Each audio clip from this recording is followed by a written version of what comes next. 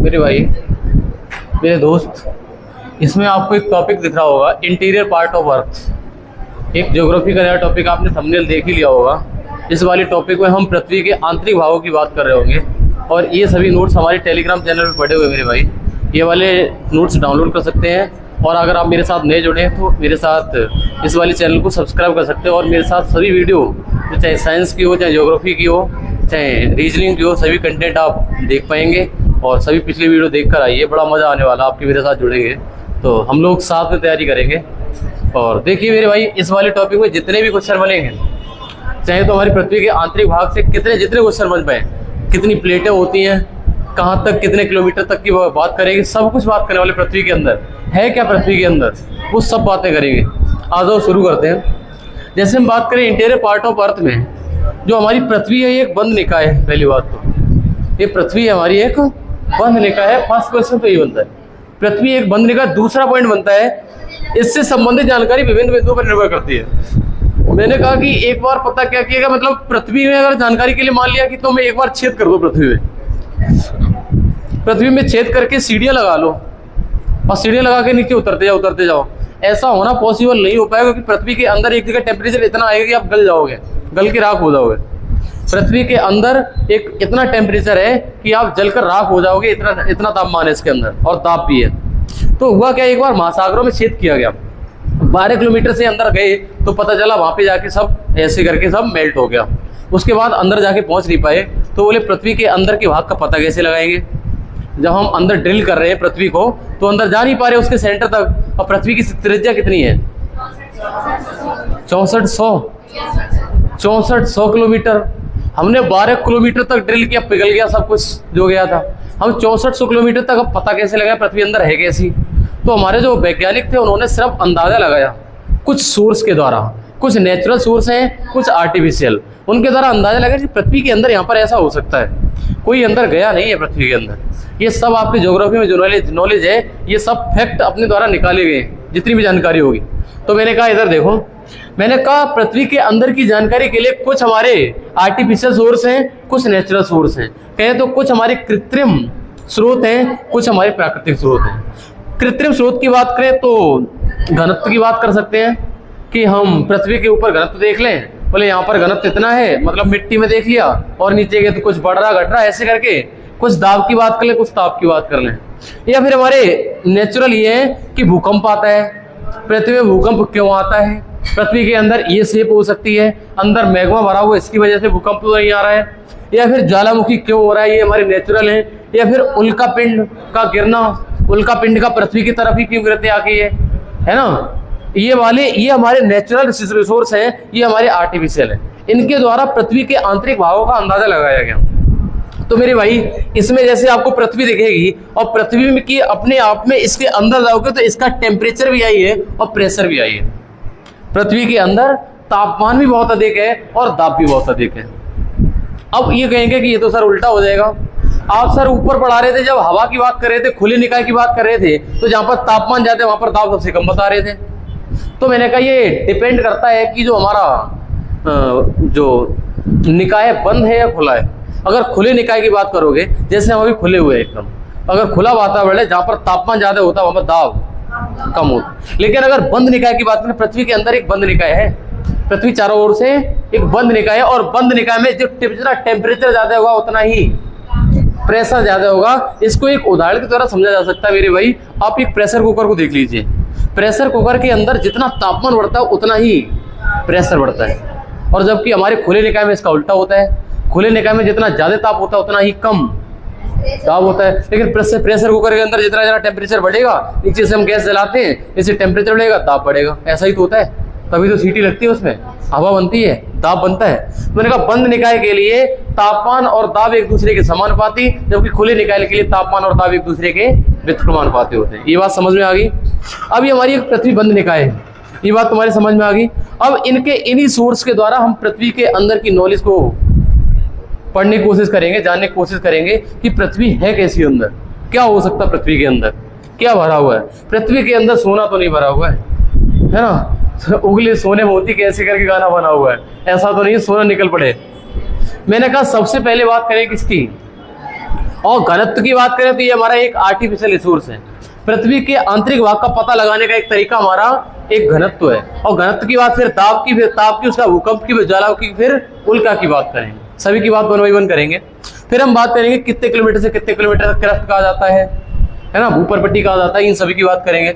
मैंने कहा घनत्व की बात में डेंसिटी निश्चित क्षेत्र में उपस्थित कण घनत्व कहा जाता है। एक निश्चित एरिया ले लिया, उसमें जितने कण उपस्थित होंगे उसी को घनत्व कहेंगे। घनत्व का मतलब पास पास कितने कण हैं। और हम कहेंगे घनत्व होता है वो द्रव्यमान बटे आयतन होता है, फॉर्मूला पता होगा आपको।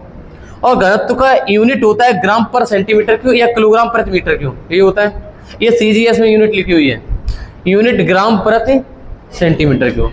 अच्छा, अगर हम पृथ्वी के सरफेस का, जो पृथ्वी हमारी है इसके ऊपर का अगर घनत्व निकालें तो कितना निकलेगा, तो आप कहेंगे 2.9 ग्राम प्रति सेंटीमीटर क्यूब। कहने का मतलब हम पृथ्वी के ऊपर 1 सेंटीमीटर लंबाई, चौड़ाई और ऊंचाई एक क्यूबिक शेप ले लें। 1 सेंटीमीटर जानते हो कितना होता है, बहुत छोटा।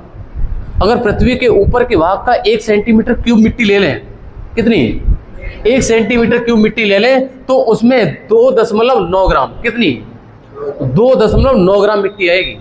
ये पृथ्वी का घनत्व बता रहा है। अरे भाई साहब, घनत्व का मतलब क्या होता है, घनत्व का सरफे में 1 सेंटीमीटर क्यूब को लेकर मिट्टी को भरते हैं तो उसका वजन कितना बैठेगा, ये तो घनत्व होता है। घनत्व वाला द्रव्यमान बटे आयतन है ना, भुजा क्यूब। मैंने कहा ये बताओ, अगर हम 1 क्यूब मिट्टी ले लें तो उसमें 2.9 ग्राम, और वहीं पर अंदर बढ़ेंगे, अंदर बढ़ने पर घनत्व बढ़ेगा या घटेगा, बढ़ेगा। तो हमने कहा पृथ्वी के अंदर जाएंगे, पृथ्वी के अगर केंद्र पे पहुंच गए, पृथ्वी के केंद्र पे पहुंच गए, अंदाजा लगाया गया। अगर पृथ्वी के ऊपर हम सरफेस को भर रहे हैं तो 2.9 ग्राम निकल रहा है, और पृथ्वी के बीच वाले भाग पे पहुंच जाए, ये सबसे बाहर वाला, ये अंदर वाला और ये बीच वाला, तो बीच वाले भरा तो 5.5 ग्राम, कितना, 5.5 ग्राम प्रति सेंटीमीटर क्यूब। मतलब 1 क्यूब मिट्टी लेंगे तो उसका वजन निकलेगा 5.5 ग्राम। इसका मतलब वजन बढ़ गया, मतलब घनत्व बढ़ रहा है अंदर। तो इसका अंदाजा वैज्ञानिकों ने ये लगाया, अगर पृथ्वी के केंद्र पे जाएंगे तो इसका घनत्व और बढ़ जाएगा मिट्टी का। समझ पाए मेरी बात को। ये देखो यही लिखा हुआ है, अगर हम डेप्थ में जितना जाएंगे उसका घनत्व उतना ही बढ़ेगा। ये सब बातें डायरेक्ट पेपर में आनी है कि पृथ्वी के अंदर में जैसे जैसे गहराई में जाएंगे उसका घनत्व उतना बढ़ता चला जाएगा। सही है। अच्छा, दूसरा, अगर हम पृथ्वी के केंद्र में पहुंच जाए तो 13 ग्राम प्रति सेंटीमीटर क्यूब घनत्व होगा पृथ्वी के केंद्र पे। तो हम एवरेज वैल्यू ले कितनी होगी, एवरेज वैल्यू कहेंगे सर ऊपर है 2.9 और सेंटर पे है 13, तो इसके बीच में लगभग 5.5। तो अगर पूछा जाता है कि पृथ्वी के घनत्व की बात करें तो 5.5 ग्राम प्रति सेंटीमीटर क्यूब इसका घनत्व, किसका, पृथ्वी का। बेटा अगर हम इसको समझाने की कोशिश करें तो हम ये कहेंगे, अगर हम पृथ्वी का टुकड़ा ये ले लें, अगर पृथ्वी का टुकड़ा बेटा ये ले लें और पृथ्वी के टुकड़े को ऐसे बनाएं, ये पृथ्वी का टुकड़ा ले लिया, मान लिया ये वाला इधर वाटर भरा हुआ है और इधर हमारे पेड़ खड़े हुए हैं, ये वाले हमारा घर बना हुआ है, ठीक है, ये हमारा सरफेस। अगर यहाँ पर 2.9 है और यहाँ पर 5.5 है और इसके सेंटर पे कितना है, 13 है, तो हम पृथ्वी के एवरेज डेंसिटी की बात करेंगे, औसत घनत्व की बात करेंगे तो कितना बैठेगा। अब शायद अच्छे से समझ पाए होंगे। पृथ्वी का घनत्व तो 5.5 ग्राम प्रति सेंटीमीटर क्यूब होता है। क्या यहाँ तक की बात आपको क्लियर हो पा रही है? एक एक चीज क्लियर करके चलना, आगे आ जाओ। केंद्र पर भारी धातुएं जैसे निकेल और फेरस पाई जाती है। पृथ्वी के केंद्र में गए तो ये अंदाजा लगाएंगे पृथ्वी के अंदर बहुत भारी भारी धातुएं हैं। जो भारी धातुएं जैसे निकेल भरा हुआ है ये पाया जाता है। और बेटा इसके बाद मैंने पृथ्वी के घनत्व की बात कर ली। घनत्व के आधार पर पृथ्वी की आंतरिक संरचना की बात कर गए हम। पृथ्वी के घनत्व से क्या पता लगा पाए? पृथ्वी के घनत्व से ये पता चल गया कि जैसे ही हम अंदर जाएंगे पृथ्वी के तो घनत्व बढ़ता जाएगा। पता चल गया, पृथ्वी की आंतरिक संरचना पढ़ रहे हैं हम लोग। और इसके बाद नंबर है बोले तापमान। बोले तापमान का क्या इफेक्ट पड़ेगा पृथ्वी के अगर अंदर जाएंगे? तो इसका ये अंदाजा लगेगा पृथ्वी के आंतरिक भाग में रेडियोधर्मी पदार्थ पाए जाते हैं। पृथ्वी के अंदर रेडियोधर्मी पदार्थ होने की वजह से इसमें यूरेनियम, थोरियम, रेडियम, ये हमारे रेडियो एक्टिव सब्सटेंस है, रेडियो एक्टिव पदार्थ हैं। ये बोले पृथ्वी के अंदर है।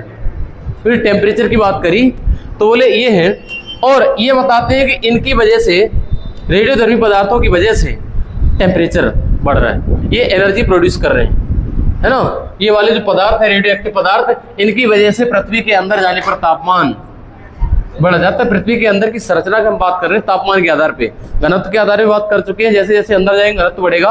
अब तापमान के आधार पे बात करें तो रेडियोधर्मी पदार्थ के होने की वजह से पृथ्वी के अंदर तापमान अधिक होता है। आया समझ में?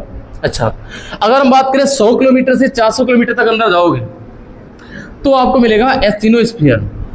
एस्थेनोस्फीयर होता है दुर्बलता मंडल। आगे ये सभी मंडल पढ़ाने वाले हैं, जितने भी होते हैं पृथ्वी के भाग होते हैं, पृथ्वी के आंतरिक भाग सिर्फ पढ़ाने वाले।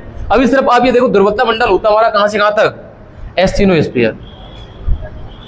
एस्थेनोस्फीयर 100 किलोमीटर से 400 किलोमीटर के बीच का भाग होता है, और दुर्बलता मंडल में चट्टानें और धातुएं पाई जाती हैं। क्या क्या पाया जाता है? चट्टानें और धातुएं पाई जाती हैं। और मेरे भाई जो हमारी चट्टानें और धातुएं पाई जाती हैं, और यहाँ पर टेम्परेचर बेटा होता है 1900 डिग्री सेल्सियस पृथ्वी के अंदर, और इसकी वजह से ये हमारी चट्टानें है ना, और चट्टानें और धातुएं पिघल जाती हैं, और इससे बन जाता है बेटा मैग्मा। पृथ्वी के उस लेयर की बात कर रहा हूं। टेम्परेचर मेरे भाई जैसे मान लिया तुम ऊपर के फावड़ा लिया, खोद लिया, तो टेम्परेचर नहीं मिलेगा उतना ज्यादा तुम्हें। पृथ्वी के 100 किलोमीटर अंदर चले गए, कहें तो हमारा एक दुर्बलता मंडल आगे पढ़ाने वाले एस्थेनोस्फीयर। 100 किलोमीटर से 400 किलोमीटर के अंदर जाओगे तो वहां पर मिलेंगे रेडियो एक्टिव पदार्थ। कौन से? रेडियो एक्टिव पदार्थ। और रेडियो एक्टिव पदार्थ वहां पे टेम्परेचर ज्यादा होने की वजह से ये चट्टान और धातु को पिघला के क्या बना देते हैं? मैग्मा बना देते हैं। मैंने लिखा तो सब कुछ है, इसमें ऐसी कोई भी बात नहीं है जो बिना काम के मैंने लिख दी हो। मैंने कहा पृथ्वी के अंदर रेडियो एक्टिव पदार्थ पाए जाते हैं। रेडियो एक्टिव पदार्थ जैसे यूरेनियम, थोरियम, रेडियम, और ये एनर्जी प्रोड्यूस करते हैं, और इनकी वजह से टेम्परेचर 1900 डिग्री सेल्सियस तक पहुंच जाता है। इसकी वजह से चट्टानें और धातुएं आपस में पिघलती हैं, और इसका बन जाता है बेटा क्या? मैग्मा। टेम्परेचर होने का रीजन पता चला, पृथ्वी के अंदर टेम्परेचर है क्यों। सही है। आगे देखो, जैसे बेटा हम बात करेंगे इसके 2900 से लेकर 15,155 इसकी आउटर कोर की बात करेंगे, इसके अंदर के भाग तक पहुंच गए। कहे तो हमारे पृथ्वी का ऐसे करके भाग है ना, ऐसे करके भाग इसके यहां पर पहुंच गए आउटर कोर में। अभी आएगा आगे आपका ये वाला आउटर कोर, मतलब बाह्य केंद्र में पहुंच गए। इसका सेंटर है ना ये वाला, सेंटर से बाहर वाली कोर यहां पर पहुंच गए। यहां पर पहुंचने पता चला इसका टेम्परेचर 4900 डिग्री सेल्सियस हुआ। कितना हुआ बेटा? मतलब यहां पर 1900 था, और यहां पर कितना हो गया? लगभग 5000 के समथिंग पहुंच गया है। मतलब इसका मतलब पृथ्वी के दुर्बलता मंडल से और अंदर गए तो टेम्परेचर बढ़ा कि घटा? तो तापमान से हमें यह पता चला कि पृथ्वी के जैसे जैसे अंदर जाते हैं उसका तापमान लगातार बढ़ता जाता है। जैसे हम काम करके आ रहे ऐसे तुम करके आओ तो भाई साहब ज्योग्राफी बहुत सरल बन जाएगी, और चीजें रिवाइज करोगे तो तुम्हारी होंगी। भाई साहब नियम ही ज्योग्राफी जीएस का ही है, हम पढ़ाएं तुम रिवाइज करो और PYQ लगाओ उसी चैप्टर के, तब एकदम बढ़िया तैयारी होगी जीएस की। इधर आ जाओ। अब हम बात करेंगे पृथ्वी के आंतरिक भागों की। अगर हम कहें पृथ्वी के टेम्परेचर सबसे ज्यादा कहां पर होता है, तो आप कहेंगे पृथ्वी का सबसे ज्यादा टेम्परेचर होता है वो इनर कोर में होता है। कहां पर होता है? कहां पर होता है? कहां पर? कहां पे?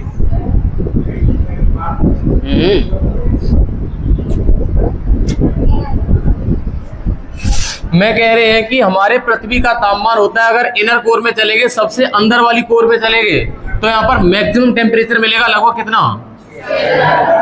और ये किसके कारण होता है? तो आप कहना due to radioactive substance, जो रेडियोधर्मी पदार्थ की वजह से ऐसा होता है। रेडियोधर्मी पदार्थ की वजह से यहाँ पर टेम्परेचर सबसे ज्यादा होता है बेटा। और इसकी सबसे बाहर वाली परत को मैंने लिथोस्फीयर कहा है, इससे अंदर वाली परत को एस्थेनोस्फीयर कहा है, और इससे अंदर की परत को मीजोस्फीयर कहा है। और मीजोस्फीयर से अंदर आ जाएगा हमारा आउटर कोर, और आउटर कोर से अंदर आ जाएगा inner core. Inner core outer core हो जाएगी, आउटर कोर के बाद आपका मीजोस्फीयर, एस्थेनोस्फीयर और लिथोस्फीयर। इसकी हिंदी आप कहेंगे जानना चाहेंगे आप, हिंदी क्या है इनकी? हिंदी आगे पूरा विस्तृत लिखा हुआ है, बस आप देखते रहिए, बैठे रहिए कायदे से। इस वाले टॉपिक को ऐसे कराएंगे आपको एक भी टॉपिक नहीं छूटेगा। अभी आप कहेंगे इसको छोड़ दिया, मैंने कहा आगे फिर आएगा, अभी इसका नंबर फिर लगेगा। इधर आ जाओ। मैंने कहा हमने बात कर ली है घनत्व की, कर ली है, टेम्परेचर की कर ली है। अब आ गया बात किसकी, और ये हमारे कैसे रिसोर्स थे, कैसे स्रोत थे, ये हमारे आर्टिफिशियल, हमारे पृथ्वी के आंतरिक भाग को पता लगाने के कृत्रिम स्रोत थे। कैसे, कृत्रिम। अच्छा, इसमें बेटा दाब की बात करें, पृथ्वी का आंतरिक भाग एक बंद निकाय है। कैसा है, और बंद निकाय में टेम्परेचर डायरेक्टली प्रोपोर्शनल होता है किसके, प्रेशर के, दाब के। तो मेरे भाई अधिकतम ताप कहां पे होगा, इसका मतलब जहां पर टेम्परेचर ज्यादा होगा, और टेम्परेचर का पता चला है कि बाहर से अंदर की तरफ जाने पर टेम्परेचर इंक्रीज होता है। अगर टेम्परेचर इंक्रीज हो रहा है तो मेरे भाई टेम्परेचर बढ़ेगा तो भाई साहब दाब भी बढ़ेगा। तो लेगा अधिकतम ताप दाब केंद्र पर पाया जाता है, तो दाब भी, तो सबसे ज्यादा दाब कहां पे पाया जाएगा, पृथ्वी के केंद्र पर पाया जाएगा। सही है, पृथ्वी के केंद्र पर सबसे ज्यादा दाब पाया जाता है। पाया जाता है कि नहीं, पाया जाता है। आ गया तो वो टूट जाएगा, एक दिन टूट जाए तभी सही रहे, फिर हम नया तब भी ले आएंगे इसको। चलो इसको देखते हैं क्या करेंगे। इधर पढ़ लो तुम, अभी पढ़ने पे ध्यान दो। मैंने कहा पढ़ने पे ध्यान दोगे तो अब बात करेंगे भूकंप की। भूकंप हमारा नेचुरल है कि आर्टिफिशियल है, नेचुरल रिसोर्स है। अगर पृथ्वी की आंतरिक संरचना का पता लगाए तो एक नेचुरल चीज है भूकंप।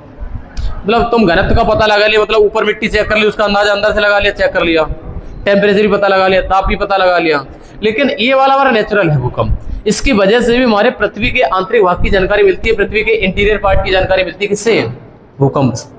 भूकंप की बेटा बात करें तो भूकंप है ना, ये चट्टानों के कंपन से उत्पन्न होते हैं।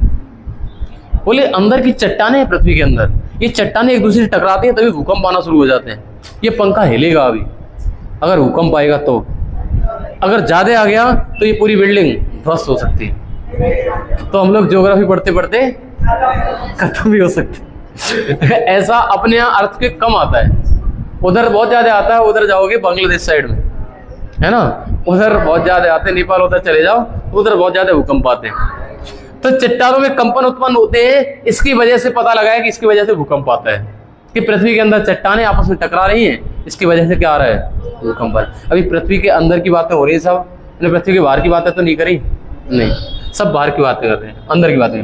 अच्छा, चट्टानों के कंपन करती हैं, इसे भूकंपी तरंग भी कहते हैं। जो चट्टानों में कंपन होता है ये होता है भूकंपी तरंगों की वजह से, ऐसा हो पाता है। आगे देखो, earthquake wave speed solid medium में हाई होती है, ठोस माध्यम में भूकंपी तरंगों, जो हमारी अर्थक्वेक वेव स्पीड होती है, भूकंपी तरंगों की चाल ठोस माध्यम में ज्यादा है, और जहां पर हमारा सेमी सॉलिड होगा मतलब कम ठोस होगा वहां पर उसकी चाल कम होती है, ये पता चला। और ये लिखा है रिकॉर्डेड बाय सिस्मोग्राफ। अगर हम भूकंपी तरंगों की चाल को ज्ञात करने की, रिकॉर्ड करने की कोशिश करेंगे तो किसके द्वारा, मल्टीपल टाइम रिपीटेड क्वेश्चन, कि हम भूकंपी तरंगों की तीव्रता को किसके द्वारा मापते हैं, तो भूकंपी तरंगों की तीव्रता को सिस्मोग्राफ के द्वारा मापते हैं। और इस बात को भी ध्यान में रख लेना कि भूकंपी तरंगों की चाल जो स्पीड होती है, जो तीव्रता होती है, वो ठोस में सबसे ज्यादा है, और वो कहे तो सेमी सॉलिड में कम होती है, मतलब ठोस में ज्यादा होती है भूकंपी तरंगों की चाल। एक चीज और, पृथ्वी की आंतरिक संरचना की जानकारी सबसे अच्छा रिसोर्स माना गया है अर्थक्वेक वेव। भूकंपी तरंगों को सबसे अच्छा माध्यम बताया गया है पृथ्वी की आंतरिक संरचना को जानने के लिए, सबसे अच्छा रीजन। और ये प्रश्न बनता है पृथ्वी की आंतरिक संरचना जानने के लिए सबसे अच्छा स्रोत क्या है, तो आंसर होगा अर्थक्वेक वेव, भूकंपी तरंग। भूकंपी तरंगों का उदाहरण रहेगा वहां पे, अर्थक्वेक वेव है ना सबसे अच्छा उदाहरण है। और इस बात को दिमाग में डाल के चलना, ये सभी बातें, ये वाली बात भी पूछी जाती है, ये किसके द्वारा नापा जाता है, रिकॉर्ड किया जाता है। और पृथ्वी की आंतरिक जानकारी के बारे में सबसे अच्छा रिसोर्स क्या है, तो अर्थक्वेक वेव। सही है, समझ में आ रहा है क्या? अच्छा, आगे बात करेंगे उल्कापिंड की। जो उल्कापिंड होते हैं ये क्षुद्र ग्रह का भाग होते हैं। जो क्षुद्र ग्रह आगे पढ़ने को मिलेगा आपको, एस्टेरॉइड। ये एस्टेरॉइड को ये पृथ्वी से दूर स्थित होते हैं, पृथ्वी से बहुत दूर होते हैं, टुकड़े टाइप के, पृथ्वी के चारों ओर गोल गोल घूम रहे हैं। अच्छा, जब ये पृथ्वी की तरफ गिरता है तो इससे पृथ्वी के संगठन की जानकारी प्राप्त होती है, मतलब पृथ्वी के संगठन की जानकारी प्राप्त होती है कि पृथ्वी के अंदर आकर्षण भी है, इसकी जानकारी प्राप्त होती है उल्कापिंडों से, उल्कापिंड से। अच्छा, उल्कापिंड पृथ्वी के आगे टकराते हैं, जो क्या शूटिंग स्टार बोलते हैं, टूटता हुआ तारा दिखाई देता है। अच्छा, वो भी एक रीजन हमारे पृथ्वी के आंतरिक भाग की वजह से ही होता है। अगर पृथ्वी के आंतरिक भाग अगर ऐसा ना होता तो उल्कापिंड पृथ्वी की तरफ ना आता। पृथ्वी के अंदर ऐसा तो कुछ है जिसकी वजह से उल्कापिंड पृथ्वी की तरफ आ जाते हैं कभी फुट, है ना। और इसकी वजह से पता चलता है ये पृथ्वी के चारों ओर गोल गोल चक्कर काटते हैं तो हम कहते हैं पृथ्वी गोल है। इससे जानकारी मिलती है किससे? उल्का से। अच्छा, एक बात करेंगे ज्वालामुखी क्रिया की बेटा। तो ज्वालामुखी क्रिया में कुछ नई जानकारी मिलने वाली है आपको, एक बार ध्यान से देखना। मैंने कहा मैग्मा आंतरिक भाग से पृथ्वी की सतह पर आता है। जो मैग्मा पृथ्वी के अंदर भरा हुआ है ये पृथ्वी के आंतरिक भाग से बाहर निकलता सतह पर आ जाता है। और ये लिखा हुआ है अंदर की धातु के बारे में। ये पृथ्वी की आंतरिक संरचना की जानकारी मिली ना किससे? ज्वालामुखी। जब मैग्मा बाहर निकला उसका टेस्ट किया तो पता चला इसके अंदर धातुएं हैं। बोले धातुओं को रेडियो एक्टिव सब्सटेंस है इसमें। तो ये पता कैसे लगा भाई? कोई मैंने कहा खोद ही नहीं पाया किसी ने। ये पता कैसे चला? बोले ज्वालामुखी हुई तो उसको चेक किया, टेस्ट किया, पता चला इसमें तो रेडियो एक्टिव पदार्थ है यार पृथ्वी के अंदर। ये जानकारी ऐसी तो मिल रही है। पृथ्वी की आंतरिक संरचना की जानकारी हम किस किस सोर्स से कर रहे हैं? कुछ तो नेचुरल है तो कुछ आर्टिफिशियल है मेरे भाई। बड़े कायदे से पढ़ना, थोड़े से अटेंटिव रहिए। नींद आ रही है ना तो नींद को मत आने दीजिए, है ना। चीज़ों को पढ़ते हम नींद मत आने दो। अच्छा, आगे एक चीज़ और का बात करेंगे हम, ध्यान से देखो। मैंने कहा international union of geology and geographics IUGG। इसका मतलब है अंतर्राष्ट्रीय भू आकारिकी और भू भौतिकी संघ। भू भौतिकी भौगोलिक संघ है, यहाँ पर भौगोलिक करना चाहिए, भू भौगोलिक संघ। ओके, भू आकारिकी और भू भौतिकी संघ। अच्छा, ये एक संस्थान है जो आपका लिखा हुआ है IUCN नहीं है, IUGG है। IUGG एक संघ है बेटा, IUGG एक संघ है। और ये बोला इस संस्था के एडवर्ड स्विस ने नियम अपनाया। इस एडवर्ड स्विस का नियम अपनाया इस संस्था ने। किस संस्था ने? IUGG। अच्छा, इसमें क्या नियम था? इन्होंने ये नियम दिया था, जो क्या नाम, एडवर्ड स्विस नाम के एक भूभौगोलिक विद हुए हैं, मतलब भूगोल के एक वैज्ञानिक हुए हैं। इन्होंने नियम दिया था पृथ्वी के 3 सरफेस हैं। पृथ्वी के अंदर जाओगे 3 भाग मिलेंगे। एक तो मिलेगा सेंटर, और एक से मिलेगा सरफेस, और एक मिलेगा मिडिल। ये बोला इसके सेंटर पे, जो एडवर्ड स्विस जी कह के गए थे, इसके सेंटर पे डेंसिटी हाई है। इसका मतलब सबसे भारी धातु इसके केंद्र पर है। ये कहने वाले थे एडवर्ड स्विस। और इसके सरफेस की बात करें तो डेंसिटी लो है। इसका मतलब लाइट मटेरियल, हल्की धातु है, वो कहाँ पे है? सरफेस पे। और एक होता है बीच का भाग जिसको कहते हैं मेंटल, और मेंटल होता है वो बीच का भाग होता है। ये कहने वाले थे, इन वैज्ञानिक का नाम देखो, एडवर्ड, भूभौगोलिक वैज्ञानिक हुए। इन्होंने कहा, इसी का नियम अपनाया था IUGG ने। इसने कहा था कि सेंटर पे सबसे हाई डेंसिटी है और सबसे लो डेंसिटी है वो कहाँ पे? सरफेस पे। और इसके मिडिल में कैसा है? उस परत को मेंटल का है, और जो हमारी सरफेस वाली है इसको लाइट मटेरियल मिलते हैं इसको, और जो हमारे सेंटर है वहाँ पर सबसे भारी धातु मिलती है। कहने का मतलब 1, 2 और 3 ऐसे करके कह के गए थे। ये नियम था इनका। अच्छा, मैंने कहा जो सबसे ऊपर की सरफेस होती है, भूपृष्ठ होता है, उसको कहा जाता है बेटा भूपर्पटी। ये हम एडवर्ड स्विस का नियम पढ़ा रहे हैं। एडवर्ड स्विस ही कह के गए थे, जो हमारी सबसे ऊपर की परत होगी उसको क्या कहा जाएगा? भूपर्पटी। क्या कहोगी? भूपर्पटी। भूपर्पटी बेटा कहोगे। और भूपर्पटी को इंग्लिश में कहते हैं क्रस्ट। क्या कहते हैं? क्रस्ट। और यह सबसे ऊपरी भाग, ये सबसे ऊपरी भाग है कौन सा? भूपर्पटी वाला। और डेप्थ कितने किलोमीटर तक? 30 किलोमीटर। अगर पृथ्वी के अंदर 30 किलोमीटर तक जाओगे, अगर पृथ्वी के अंदर 30 किलोमीटर तक जाओगे, कहने का मतलब ये वाली संरचना है अगर हमारी ऐसी वाली,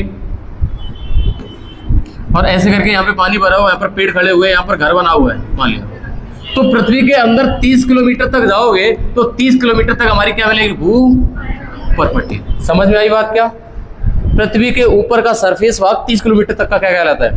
भूपर्पटी। समझ रहे हो? अच्छा, और आगे देखो, इसमें क्या क्या पाया जाता है? अच्छा, इसमें बोल रहा है जैसे ये वाला कुछ भाग है बेटा, ध्यान से देखना इसको। इस वाले में जहां पर पानी भरा हुआ है वो थोड़ा गहरा होगा ना यहाँ पे, तो यहाँ से 30 किलोमीटर तो नहीं होगा, यहाँ से कम हो जाएगा फिर। तो ये कह रहा है कि अगर महाद्वीप पे यहाँ पर अगर कोई रह रहा है तो वहां पर होगा 35 किलोमीटर, अगर महासागर है तो 8 से 10 किलोमीटर, और पर्वतीय क्षेत्र है तो अरे पर्वत ऊपर निकल जाएगा ना ऐसे करके। ये वाली दूरी देखोगे 70 किलोमीटर, और ये वाली 35 किलोमीटर, और ये वाली कितने किलोमीटर 8 से भूपर्वतीय की दूरी बता रहा है ये।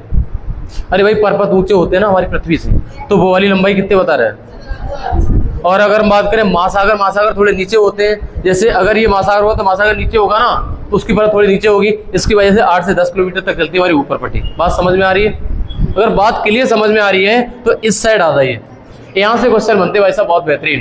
पूछता है कि जो हमारी क्रस्ट है भूपर्वतीय है बेटा, भूपर्वतीय में क्या क्या पाया जाता है? तो कहना सेल पाया जाता है, SAIL।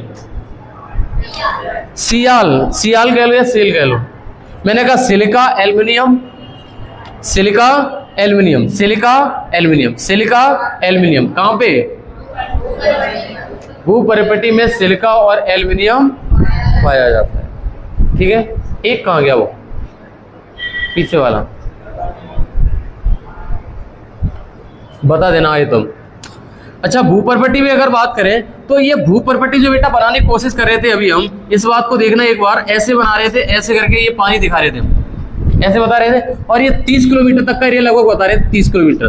तो ये हमारे पूरे पृथ्वी का जैसे करके ये वाला गोल गोल चारों ओर घूमेगा, पृथ्वी के चारों ओर का एरिया होगा 30 किलोमीटर तक का, पृथ्वी का 30 किलोमीटर चारों तरफ का एरिया, चारों तरफ की लेयर है 30 किलोमीटर तक की अंदर तक की। ये वाला हमारे पृथ्वी के क्षेत्रफल का पूरे आयतन का कितने % है? 0.5 से लेकर 1%। क्या समझ पा रहे मेरी बात? कि भूपर्वतीय है ये हमारी 0.5 से लेकर 1% है कुल आयतन का पृथ्वी के। तो मतलब भूपर्वतीय बहुत पतली है ऊपर की तरफ, है ना। भूपर्वतीय हमारी पृथ्वी का आयतन कितना है इसका? 0.5 से लेकर 1%, है ना। कुछ गलत पढ़ा दिया क्या? नहीं ना। इधर देखो, आगे हम बात करें मेंटल। भूपर्वतीय के बाद क्या आएगा? मेंटल। आपने अभी तक किसी आदमी को मेंटल कहते हुए देखा होगा, लेकिन हमारे पृथ्वी के बीच का भाग है ना, ये वाला मेंटल है। ये हमारी भूपर्वतीय है, क्रस्ट है, क्रस्ट मेंटल, क्रस्ट मेंटल। अच्छा मेंटल की बात करें तो ये लगभग कितने किलोमीटर तक? बेटा आप यह बात करोगे ये वाली 30 किलोमीटर तक, और इसका मतलब यहां से लेकर यहां तक का कितना होगा? 2900 किलोमीटर तक। कितना? पृथ्वी के अंदर 2900 किलोमीटर तक चले जाओ। 2900 किलोमीटर। अगर आपसे पूछा जाए सर ये तो 30 था, ये तो सर 2900, अगर 30 निकाल दो तो 2870 तभी बचा। तो ये वाली लेयर ज्यादा है यार, बीच वाली लेयर ज्यादा है। और ये हमारी पूरी पृथ्वी का कितना % आयतन घेरता है? तो कहना सर 83%। बहुत अच्छे से पढ़ाने की कोशिश कर रहे हैं और बहुत धीरे चल रहे हैं। अगर आप समझोगे तो पूरा कॉन्सेप्ट समझ जाओगे, इतना पढ़ा रहे हैं। और घर पे पढ़ोगे ना जाके तो कंप्लीट टॉपिक हो जाएगा आपका, अगर कोशिश करोगे तो। ठीक है, मैंने उसमें बताया था 0.5 से 1%, और ये कितना आयतन होता है? 83%। सर उसमें बताया था Cl मतलब सिलिका और एल्युमिनियम पाया जाता है, लेकिन इसमें सीमा कहें तो सिलिका मैग्नीशियम पाया जाता है। उसमें Cl है और इसमें सीमा कह दो, मतलब सिलिका और उसमें सिलिका और एल्युमिनियम है। भूपर्वतीय में क्या है? सिलिका और एल्युमिनियम। और इस वाले में क्या है? सिलिका और मैग्नीशियम। कुछ बच्चे में ऐसा लग रहा है संग याद भी कर रहे हैं, लेकिन कुछ बच्चों का इतनी बत्ती गुल है कि वैसा लाइट आ जाए तभी दिखाई नहीं देगा। कोई बात नहीं, गुल रहे हैं लोग की। अच्छा ये क्या लिखा है? कठोर आग की चट्टान पाई जाती है। ये किस वाले की बात कर रहा है? मेंटल की। मेंटल की होती है। इसमें कह रहा है hard granite and grains rock found in this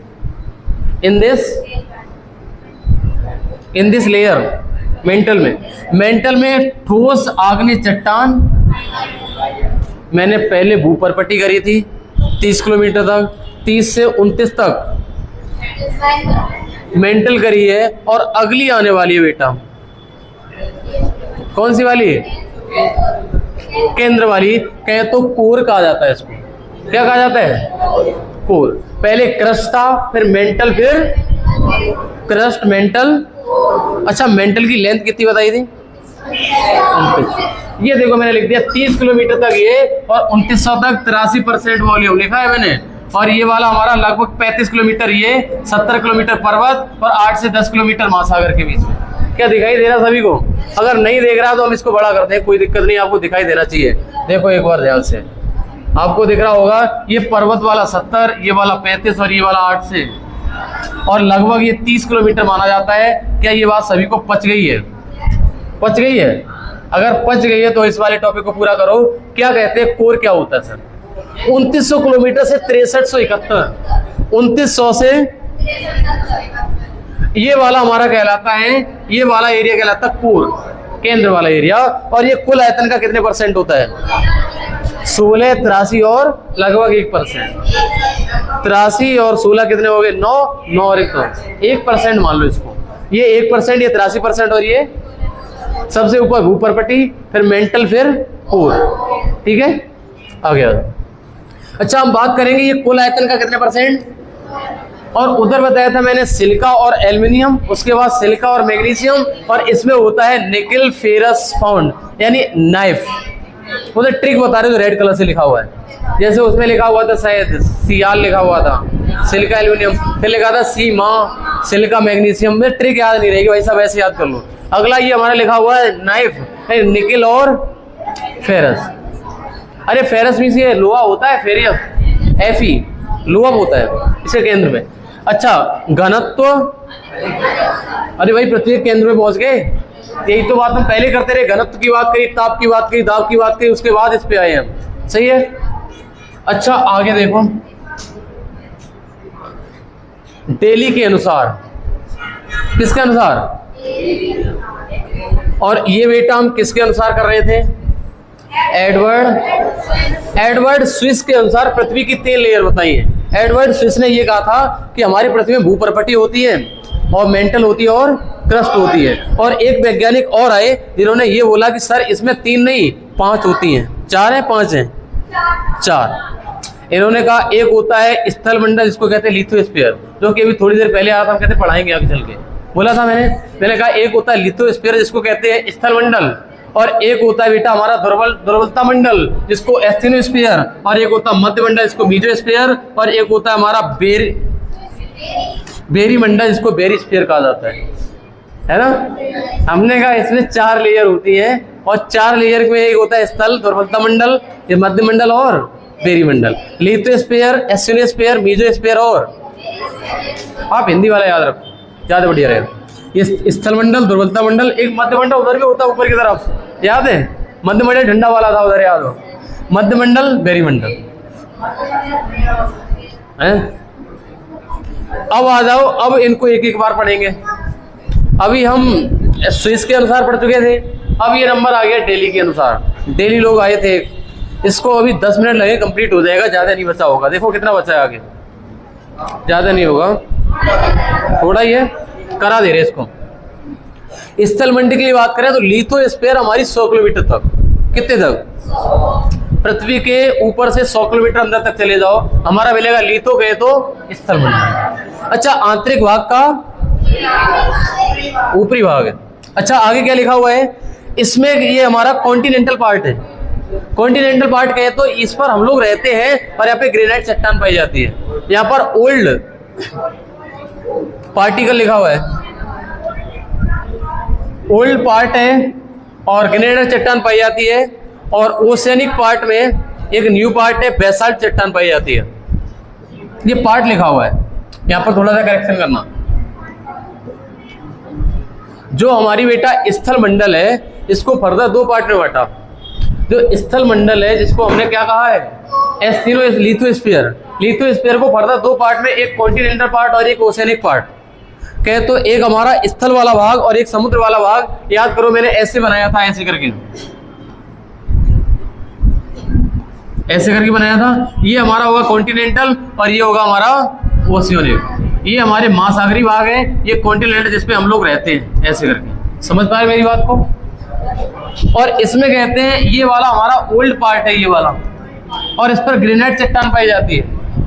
और जो हमारा महासागरी भाग है, ये वाला, इस महासागरी भाग है, ये हमारा न्यू पार्ट है, और इसमें बेसाल्ट चट्टान पाई जाती है। समझ पा रहे मेरी बात को? इस वाले में बेसाल्ट चट्टान पाई जाती है और इस वाले में ग्रेनाइट चट्टान पाई जाती है। आगे आ जाओ।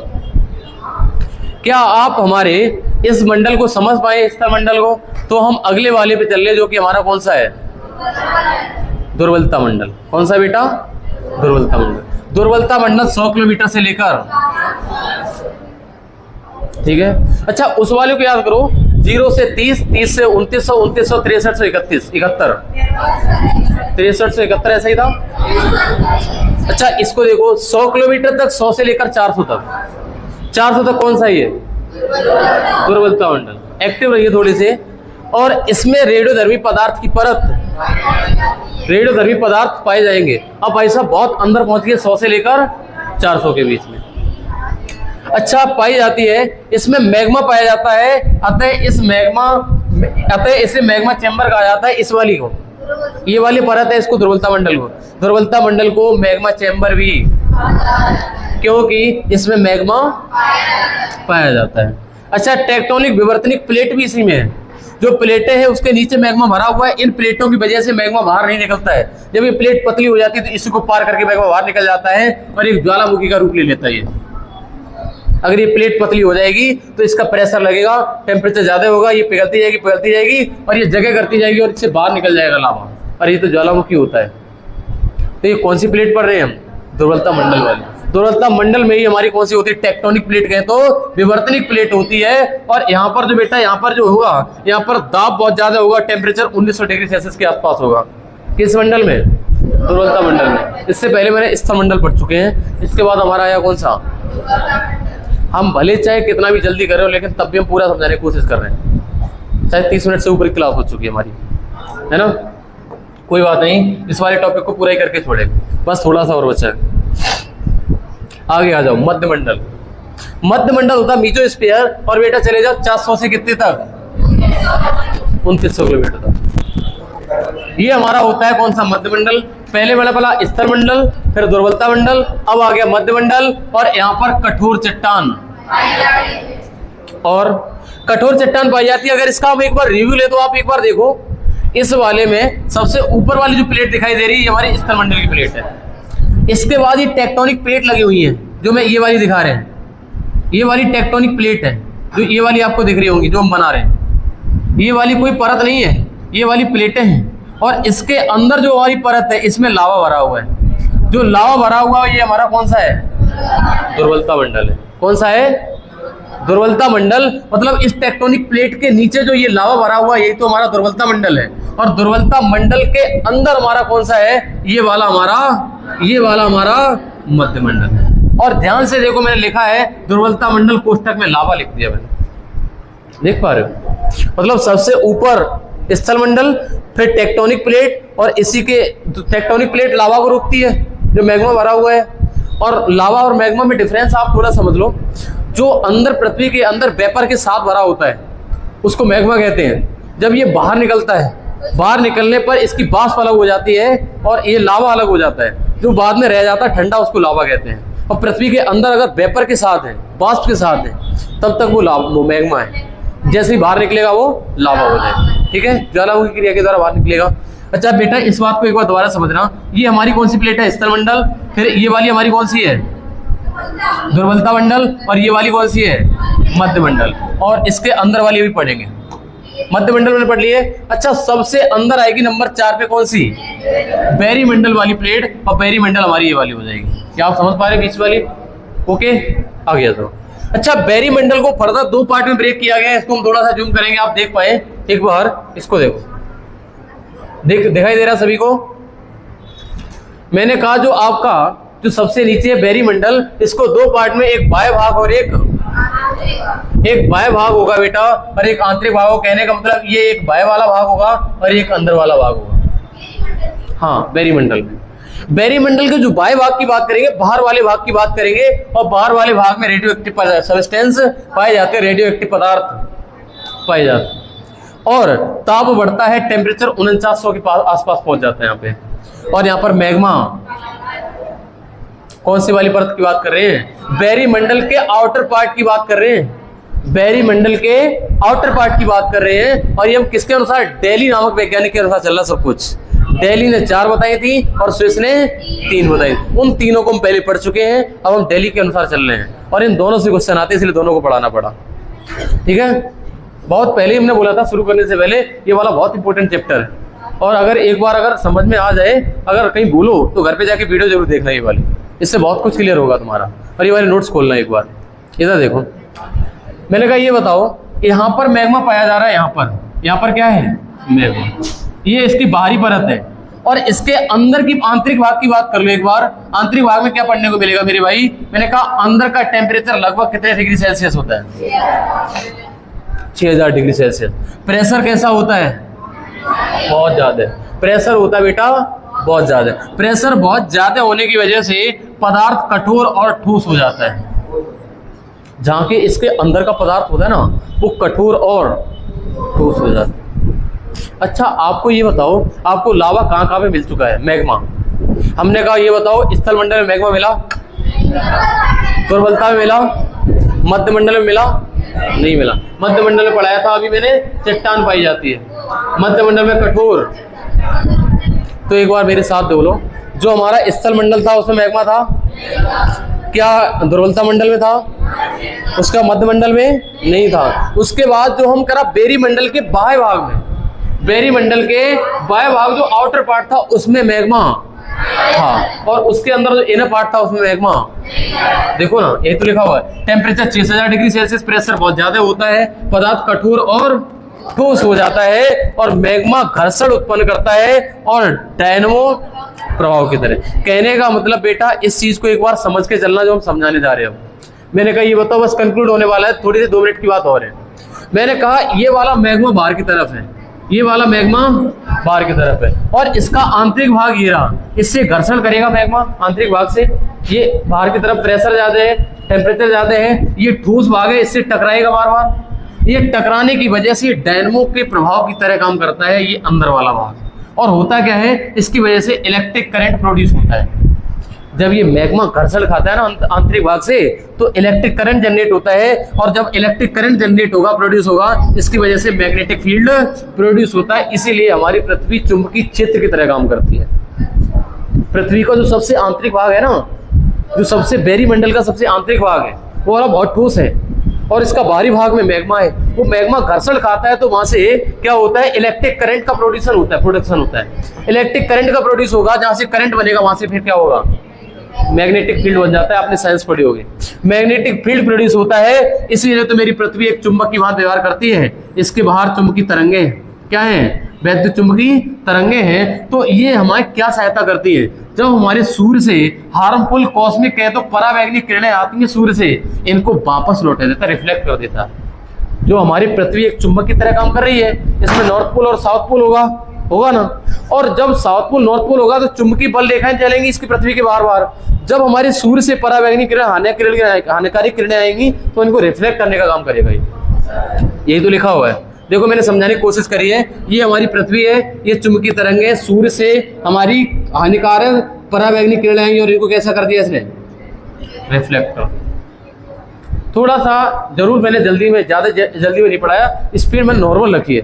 जो बच्चा समझने वाला था वो पूरा समझ गया इस वाले टॉपिक को। सही है, अगर नहीं समझ पाए तो वीडियो दोबारा से देखना जाके, बहुत मजेदार टॉपिक है ये वाला अल्टीमेट। और देखो इधर आ जाओ, और ये वाला टॉपिक ऐसा है, अगर आप कुछ महीने नहीं पढ़ते हैं तो भूल जाते हैं ये वाला टॉपिक। सही बताएं तो बहुत देर पढ़ा इसको, बहुत देर तक स्टडी करी इस पे, हम भी थोड़ा थोड़ा भूल रहे थे। हमने कहा ऐसा है तो है क्यों, रीजन तो कुछ होगा।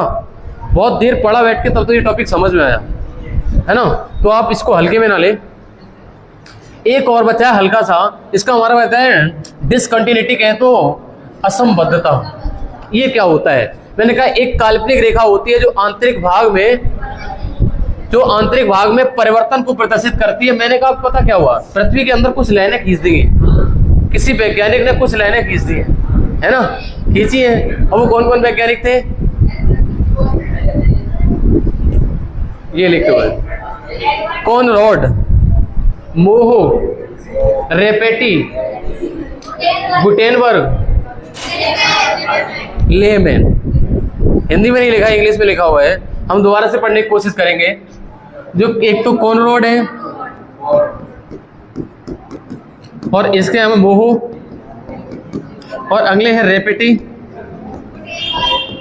गुटेनबर्ग और अगला है लेहमैन। अब आप कहेंगे इनका मतलब क्या है यार, ये क्यों है, ये क्या लाइनें हैं? मैंने कहा इस पृथ्वी पे कुछ लाइनें इमेजिन मान ली गई, इमेजिनरी लाइन। तो बोला कि हमारा अपर क्रस्ट और लोअर क्रस्ट, भूपर्पट्टी का ऊपरी भाग और नीचे के भाग के बीच में C4 हमारी एक कॉनरोड रेखा है। कौन सी रेखा है? कॉनरोड रेखा। अगली हमारी मोहो की बात करें तो मोहो होगी हमारी लोअर क्रस्ट, क्या तो भूपर्पट्टी से नीचे और मेंटल से ऊपर, और इसके बीच की रेखा होगी M4। समझ में आ रहा है? और मैंने कहा अपर मेंटल था, मैंने कहा लोअर मेंटल, सॉरी हाँ, मैंने कहा अपर मेंटल और लोअर मेंटल के बीच की रेखा है R4। क्या है ये? रेपेटी। रेपेटी। अरे मेरे भाई, हम ये बताना चाह रहे हैं, इसको दोबारा से देख लो। हमने कहा ये बताओ, एक था हमारा क्रस्ट, एक था मेंटल और एक था हमारा कौन सा? कोर। अरे पृथ्वी का आंतरिक भाग यही तो था ना, आंतरिक भाग यही था ना, आंतरिक भाग यही था ना। और इसको क्या किया गया, इस वाले को दो भागों में बांट दिया। हाँ, तो हमने कहा कि अपर क्रस्ट और लोअर क्रस्ट के बीच जो रेखा है उसको कहा है कॉनवुड, ये कहने जा रहे हैं। और ये बताओ इसके नीचे कौन सी? लोअर क्रस्ट, और इसके ऊपर की कौन सी होगी? Upper mantle. तो मैंने कहा अपर मेंटल और लोअर क्रस्ट के बीच में मोहो है, और अपर मेंटल और लोअर मेंटल के बीच में R4 कौन सी है? रेपेटी है, और हमारा लोअर मेंटल और अपर कोर के बीच में G4 गुटेनबर्ग है, और अपर कोर और लोअर कोर के बीच में कौन सी है? लेहमैन है। तो ये रेखाएं खींची गई हैं, कहने का मतलब 3 है ना, जो आपकी 3 थी, 3 की कितनी बना दी इसने? 1 2 3 4 5, मतलब क्रस्ट थी, क्रस्ट को अपर और लोअर क्रस्ट, मेंटल को अपर मेंटल और लोअर मेंटल, और कोर को अपर कोर और लोअर कोर, और इन दोनों के बीच में एक एक रेखा खींचती। ये तो किया है, हम एक दोबारा से बताने की कोशिश कर रहे हैं। आप देख लेना जाके, इनको मैंने बता दिया, पूरी कोशिश कर ली, दोबारा से वीडियो देख लेना, ठीक है। इसको 6 में बांट दिया, उनके बीच में एक एक रेखा खींच दी। अरे मेरे भाई देखो, 1 नंबर, 2 नंबर, 3 नंबर, 4 नंबर और 5 नंबर, और रेखाएं कितनी है? 3 और 2, इसके बीच की एक, इसके बीच की एक, इसके बीच की एक, इसके बीच की एक, और इसके बीच की एक। 6 के बीच में 5 रेखाएं खींची गई है। और ये वाली हम कल सुनेंगे। आप जितना आज पढ़ा है पूरा रेडी चाहिए कल पूरा टॉपिक। इतनी मेहनत इसलिए नहीं करी है कि आप आराम से बैठो सत्यनारायण की कथा सुनो, कल पता चल जाएगा। जितनी मेहनत से आज पढ़ाया है वो मेहनत कल वसूल लेंगे हम आपसे, ठीक है। आज वाली इस वाले टॉपिक को यहीं पे रोकते हैं, अब कुछ और पढ़ते हैं। ओके, थैंक यू भाई। टॉपिक अगर अच्छा लगा हो तो कमेंट करके जरूर जाना।